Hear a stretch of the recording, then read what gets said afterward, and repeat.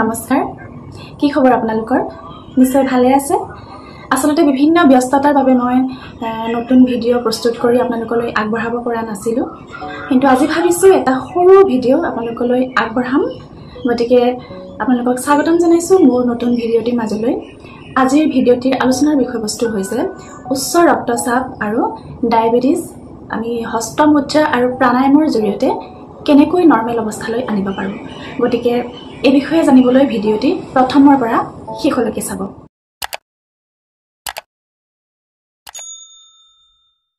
আমি বিভিন্ন হস্তমুদ্ৰা আৰু প্ৰাণায়ামৰ জৰিয়তে প্ৰেছাৰ নৰ্মেল অৱস্থালৈ আনিব পাৰো যদিহে কোনোবা এজন ব্যক্তিৰ হাই প্ৰেছাৰ উঠি আছে সেইখিনি সময়ত আপ্ৰাণ বায়ুমুদ্ৰাৰ জৰিয়তেও প্ৰেছাৰ নৰ্মেল অৱস্থালৈ আনিব পাৰে আপ্ৰাণ বায়ুমুদ্ৰা কেনেকৈ লয় মই দেখুৱাইছো প্ৰথমতে তৰ্জনী আঙুলিৰে বুঢ়া আঙুলিৰ এই বুঢ়ী অংশটোত এনেদৰে লগাই ৰাখিব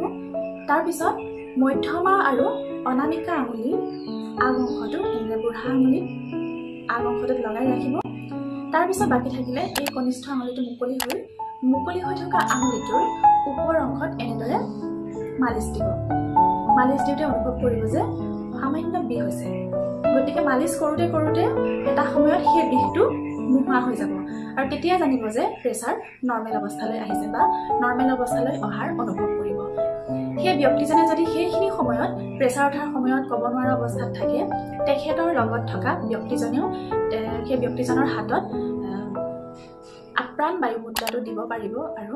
মুকলি হৈ থকা এই কনিষ্ঠ আঙুলিৰ আগ অংশটোত মালিচ কৰি থাকিব আপ্ৰাণ মুদ্ৰাৰ নিয়মীয়া অভ্যাসেও আমি হাই প্ৰেছাৰ নৰ্মেল অৱস্থাত ৰাখিব পাৰো আপ্ৰাণ মুদ্ৰা কেনেকৈ লয় মই দেখুৱাইছো বুঢ়া আঙুলিত এই মধ্যমা আঙুলি আৰু অনামিকা আঙুলিৰ আগ অংশটো এনেকৈ লগাই ৰাখিব বাকি এই দুটা আঙুলি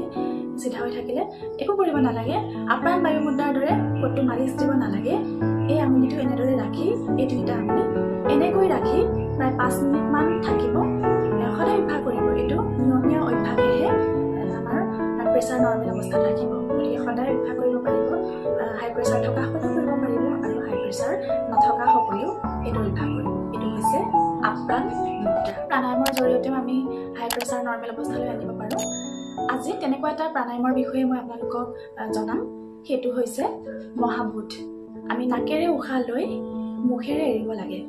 তেনেদৰে যদি আমি নিয়মীয়াকৈ সদায় 5 মিনিট পৰ্যন্ত কৰোঁ তেতিয়া যথেষ্টখিনি আমাৰ যিসকলে হাই প্ৰেছাৰত ভুগি আছে নিশ্চয়কৈ সুফল লাভ কৰিব কেনেকৈ কৰে মই এবাৰ দেখুৱাইছো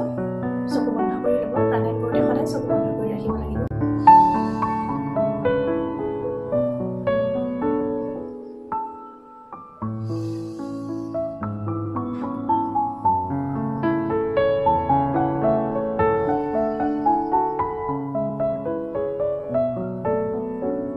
এনেদৰে নিয়মীয়াকৈ কৰিব আমি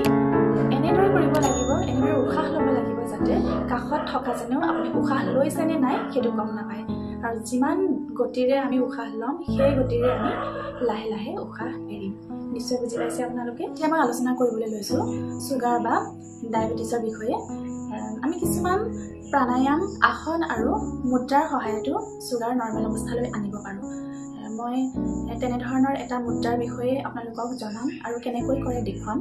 সেইটো হৈছে মহামুদ্ৰা আৰু মহামুদ্ৰা বহুতেই কেট এণ্ড কাউ বুলিও কয় আপোনালোকে হয়তো দেখিছে কেনেদৰে কৰে প্ৰথমতে আঁঠুকাঢ়ি ল'ব লাগিব আঁঠুকাঢ়ি দুইখন হাত আগফালে দিব লাগিব আগফালে দিয়াৰ পিছত আমি উশাহ ল'ম উশাহ লওঁতে আমি পিঠিখন ভিতৰলৈ ভৰাই দিম তললৈ ভৰাই দিম আমি তাৰপিছত যেতিয়া আমি উশাহ এৰিম উশাহ এৰোঁতে আমাৰ মূৰটো কাছৰ দৰে ভিতৰৰ ফালে ভৰাই দিম আৰু পিঠিখন ওপৰলৈ উঠাই দিম তেনেকৈ আমি প্ৰায় 10 বাৰ মান অভ্যাস কৰিব লাগিব আমি যদি নিয়মীয়াকৈ এই অভ্যাস কৰোঁ তেতিয়া নিশ্চয়কৈ খুব কম সময়তে সোনকালে আমি সুফল লাভ কৰিম গতিকে কেনেকৈ কৰিছোঁ আপোনালোকে চাব উশাহ এৰিছোঁ পুনৰ মই উশাহ লৈছোঁ লাহে লাহে উশাহ এৰিছোঁ আকৌ উশাহ লৈছোঁ লাহে লাহে উশাহ এৰিছোঁ এনেদৰে মই নিয়মীয়াকৈ প্ৰায় 10 বাৰ মান অভ্যাস কৰিম আপোনালোকেও এনেদৰে অভ্যাস কৰিব আপোনালোকে নিশ্চয় বুজিব পাৰিছে আপ্ৰাণ বায়ুমুদ্ৰা আপ্ৰাণ মুদ্ৰা মহাভূত মহামুদ্ৰাৰ অভ্যাস কেনেদৰে কৰে আশা কৰোঁ আপোনালোকে নিশ্চয়কৈ নিয়মীয়াকৈ এইকেইটাৰ অভ্যাস কৰি থাকিব আৰু খুব সোনকালেই সুফল লাভ কৰিব। ইয়াৰ উপৰিও আমি আৰু কেইটামান টিপছ ব্যৱহাৰ কৰিব পাৰোঁ আমাৰ দৈনন্দিন জীৱনত। আচলতে আমাৰনো চুগাৰ বা হাই প্ৰেছাৰ কিয় হয়? আমাৰ অত্যাধিক দুশ্চিন্তা হ'লে বা মানসিক চাপ পৰিলে আৰু টোপনি যদি কম হয়, দুশ্চিন্তা হ'লেতো আমাৰ টোপনি কম হ'বই নহয় জানো? গতিকে দুশ্চিন্তাৰ পৰা মুক্ত হ'বলৈ হ'লে আমি দুটামান টিপছ ব্যৱহাৰ কৰিব পাৰোঁ। সেই টিপছকেইটা হৈছে, মন কৰিব যে সাধাৰণ অৱস্থাত যেতিয়া আমি থাকোঁ আমাৰ জিভাত তালুক লাগি থাকে, সেইটো কেতিয়াও কৰিব নালাগে। জিভাত তালুক লগাই ৰাখিব নালাগে আৰু দাঁতে দাঁতে লগাই ৰাখিব নালাগে, কপাল কুচাই ৰাখিব নালাগে। এইবোৰো হৈছে একোটা উপকৰণ। আৰু ক্ৰোধ জয় কৰাৰ একমাত্ৰ পদ্ধতি হৈছে এই অভ্যাসকেইটা আমি যদিহে কাৰোবাৰ এনেধৰণৰ অভ্যাস আছে আমি অভ্যাস দূৰ কৰিব লাগিব। গতিকে ভিডিঅ'টো চাই যদি আপোনালোকে কিবা বুজিব পাৰিছে বা অকণমানো উপকাৰ হয়,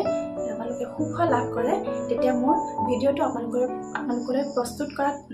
সফল হৈছোঁ বুলি মই ভাবিম। আশা কৰিছোঁ ভিডিঅ'টো চাই আপোনালোকে সুখ লাভ কৰিব। গতিকে এনেধৰণৰ ভিডিঅ' পাই থাকিবলৈ আপোনালোকে মোৰ চেনেলটো যদি ছাবস্ক্ৰাইব কৰা নাই, ছাবস্ক্ৰাইব কৰি দিব। আজিলৈ ইমানেই আছিলে ভিডিঅ'টিৰ বিষয়বস্তু। ধন্যবাদ।